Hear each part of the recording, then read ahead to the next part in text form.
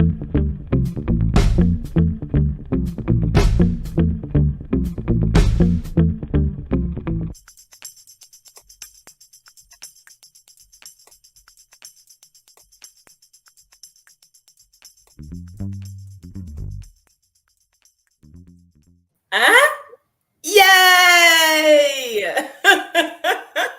Hello, everyone. It's this. Monday. Can you even believe it? Can you believe it's Monday? We have had a whole weekend and we're back. And in that time that we left you, Saturday, Luke and I had a discussion, live discussion. We called it, Emily, Improv on and off the design. Ooh. Yes, That is very cool. It was a very good conversation. But this is Improv on and off the topic. Where we take the monthly topic and we talk about it in the context of on and off the stage. And our topic this month is recovery. Sure is. It's recovery. And our year topic is community, as has been for the past 9 months. Welcome to 2022, where we're talking community. Listen to me. Listen. First off, hi, Charlotte. Charlotte is the super fan, and we love you. We love you so much. Emily, I was talking about. Specifically, I was thinking about merging, obviously, community and healing or / recovery. And I wanted to talk to you today about how we facilitate recovery in others, how we move through facilitating recovery in our community, whatever that community is. And I was like, man, it's so interesting. Ooh. It's so interesting because what is interesting is the fact that we have to listen. I think that listening is a big part of facilitating recovery, and we have listening skills up the wazoo when we when we practice improv. Yeah, right. Yeah, that's the number one thing where, when you have someone who's pitching improv to like a corporate thing, we're like, I guess maybe number 2 thing. The first one is teamwork. The second one is listening. Right? Mm-hmm. We're like, these are the 2 things we can teach your company. And so if you are an improviser, that's pretty inherent, because we are listening for details and subtext and content and all of that. But I think there is a difference between like listening for facts and content, and then like the empathetic listening to like what someone needs, but maybe isn't saying with a out loud voice. Yes. When I'm teaching or facilitating corporate things, I often use the phrase or like the thing where you say, I'm really happy to be here. Right.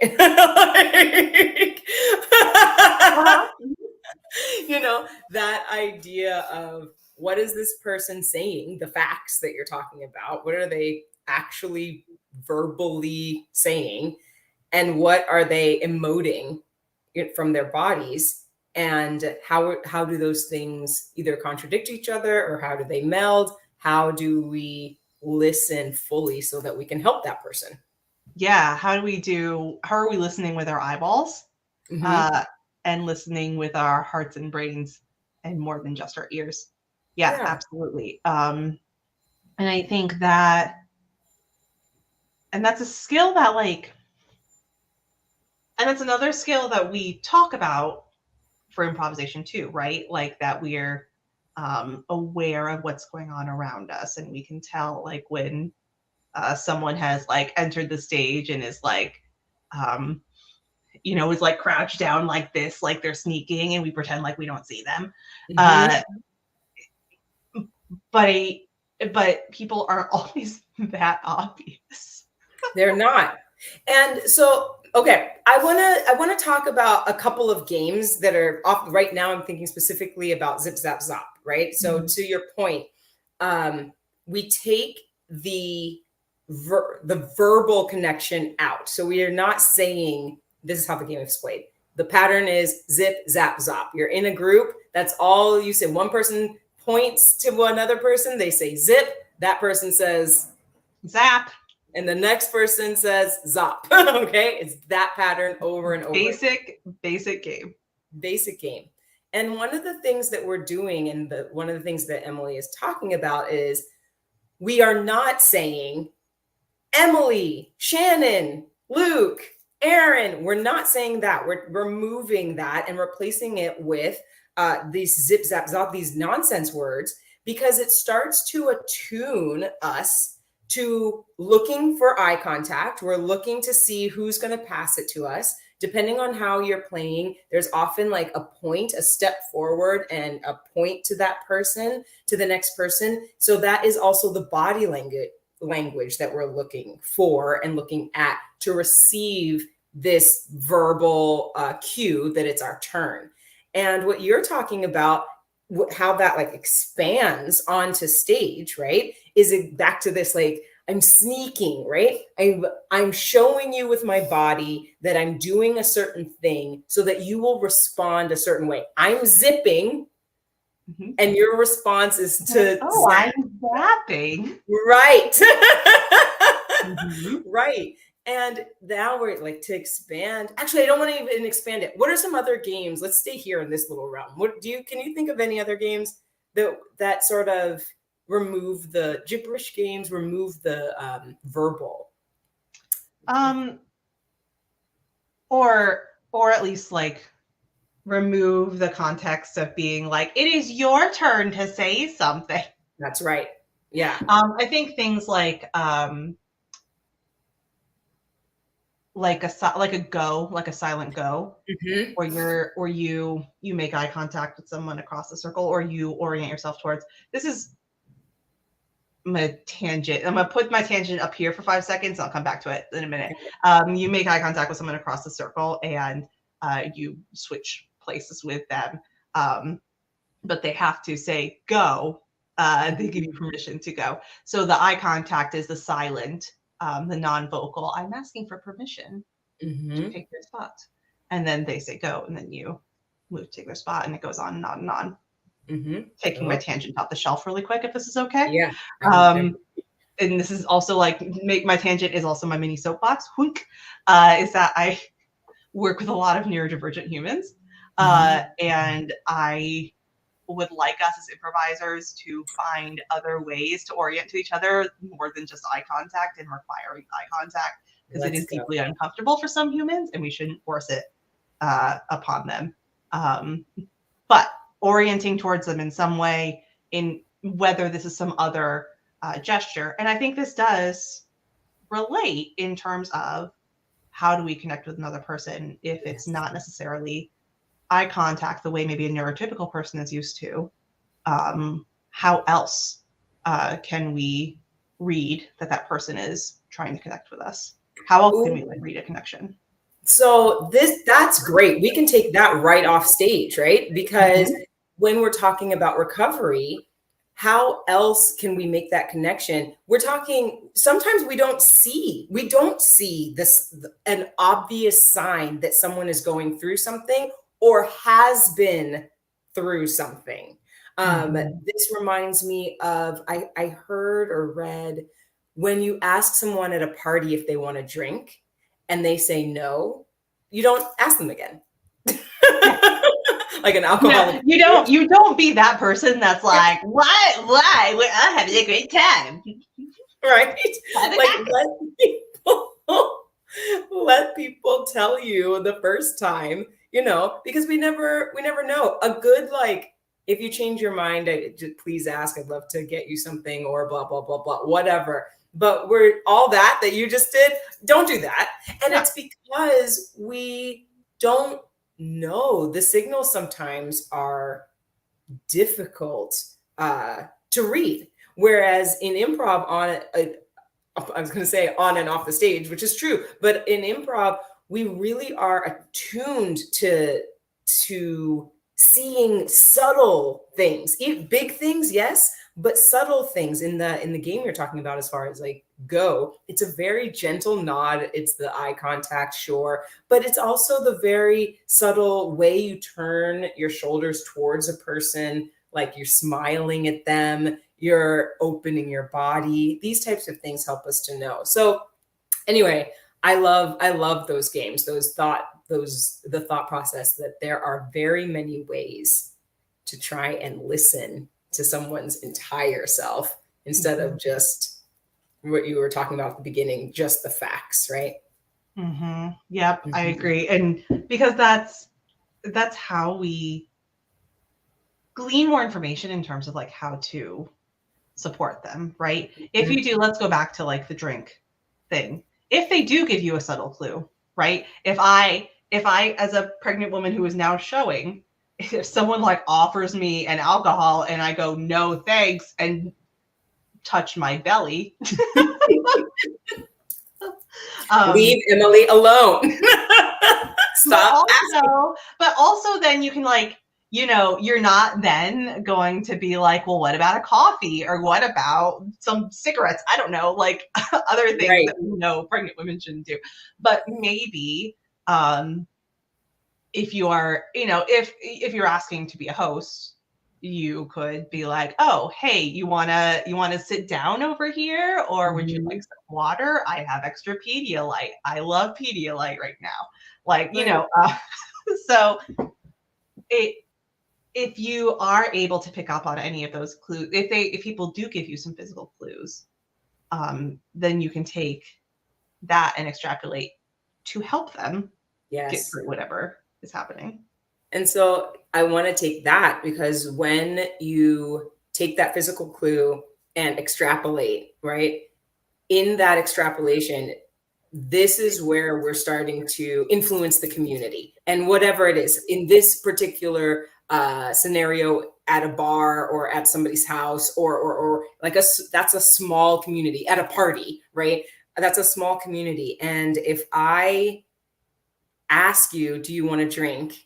You say no, and I offer you a seat, or I ask you, like, what can I get you? Is there something I can get you? These types of things. Hopefully what also happens is other people are hearing me, right? Other people are hearing my conversation, and I also have some knowledge that I can share with others, right? Hey, waiter, or, you know, caterer person, no champagne for Emily, thank you. Like, you know, go back there and find Emily some juice or whatever. But this is how we help our community to support an individual.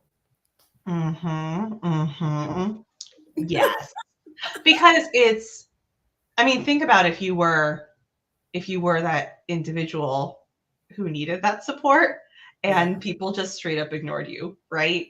Like if I was like, I can't drink, and people were like, well, and everyone was still just like, hey, have this shot, or hey, have this whatever, have this unpasteurized milk I got straight from a cow. Then that sucks. That would suck. And so we need to be on the lookout for that person. And so I think there also is a very obvious level of empathy that is required here. Yes. And so I want to address this thing. You said that would suck. That sucks for the person. And it also can initiate a stagnation or stall within their recovery, right? Yeah. So there's so much, and I think alcohol and food are some easy things to talk about, but the idea that you walk into a party, somebody is like, hey, you want a piece of cake? And you're like, no, thank you. Oh, are you sure? It's so good. Like, I made it myself. No, thank you so much. But like, no one else makes this cake. I'll just get you a little piece. And then for some people, they're like, you know what? Yeah, give me the cake. Just because it's easier for them. And there, I know that there is a psychological and a scientific word for that process of like getting to a barrier, hitting the barrier, and then having to hit it over and over again. And if we hit it over and over again, there sometimes for some people it's too much. And so we're just like, you know what? Never mind. It's easier for me to take the thing, take the drink, take the cake, just so you'll be quiet, even though it's a detriment to me. So So there's a lot of Mhm. there's the from a behavior brain perspective, there is some negative reinforcement at play in terms of like getting the frick rid of that person who is like talking to you, right? Mhm. Like just saying no doesn't do it. Just saying no doesn't do it. Then I'm going to try something else. That fun new word for everyone today. When you're trying a behavior and it's not getting the result, you're not getting the reinforcement that you desired or that you thought you would get, and then you stop that behavior, it's called extinction. Um, Ooh, it's similar to, when your power goes out, you know how many times you like flip your light switch until you remember that yes. the power's out and then you stop flipping your light switch? Same kind of thing. So like person's talking to you and you keep saying no and you keep saying no and that your no is not getting reinforced and then just saying, okay, freaking fine. And then they're like, okay, cool. So Right.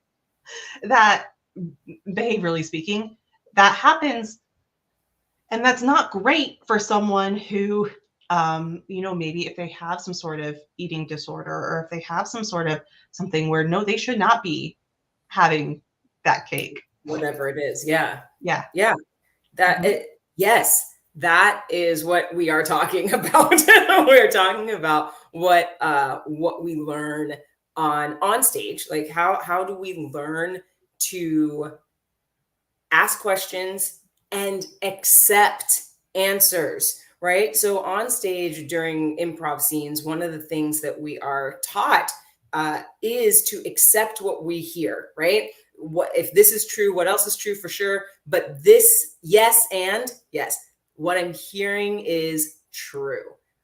We are in a farm of unicorns. Great. Yes, yes, we are in a farm of unicorns. And the unicorns can fly. Yes, great. This is wonderful. And like whatever it is, but we accept it very quickly. We adjust from what we thought. Maybe I thought it was just horses, but we accept that they're unicorns. We adjust, we say yes, and we move through. With that practice and improv practice, we can do that off stage as well, right? Do you want this cake? No, I don't want the cake.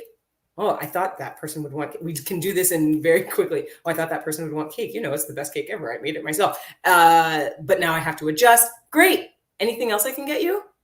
No? Excellent. Have a good time at the party. Yeah. Right. Exactly. And if, Yeah. but I do think there is a little bit of, I think there does need to be some additional level of listening. Maybe not necessarily in this example, but if you're think about your friend who like just got dumped and is like, I don't want to go anywhere. I don't want to do anything. I just want to like lay here in bed forever. And you're trying to like help them out. I think I think there's a difference between yes anding when they're like, no, I don't want to do anything, Right. um, and being able to be like, okay, and straight up yes anding and being like, okay, bye, Right. bye forever. guess, Um, guess you don't want to go out. Right. but not just saying yes to what they said out of their mouth hole, but like saying yes to their entire context, right? Yes. And saying, Yes. I understand that that is what you are saying out of your mouth, that that is your verbal behavior, is that's what's coming out. But also, I understand that this situation where you haven't showered in 3 days, not terribly healthy. Let me see how I can help in a way that kind of like accepts all of these things, but still Yeah. pushes forward a little bit. Absolutely. We learn that too. I mean, right? When we create or understand that this is uh, a farm of unicorns, we're able to say, also, oh, yes. And in this context, right? What else is, if that is true, that's where if this is true, what else is true, right? Because in that situation where your friend is saying, I don't want to leave the bed ever. Great. If that's true, if you don't leave the bed ever, what else is true? Okay, we're gonna get bed sores. We're gonna get malnourished. We're gonna get not enough vitamin D, right? So, what are some little steps that we can do to support the feeling of I never want to get out of bed ever? Like to help that person move through. Do you mean you don't want to get out of bed ever, or do you never want? Can we leave this room? Is that a possibility? Like how do we do that? And then because it's improv, we're talking about improv in general. It's not just you, right? It's not just you that takes care of this person or helps them through their recovery process. There is actual community. Sometimes, yes, sometimes it's just this one person, but even you need help and support while you're supporting somebody else through anything. In this case, it's recovery.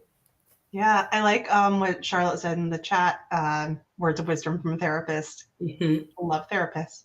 That self-sufficiency can look like allowing your communities to support you, so that it's not a thing of shame to have help, right? And it shouldn't be presented as such either, right? That like we're literally, when we're helping our friends, it should be we're helping our friends because we love them, not because we pity them.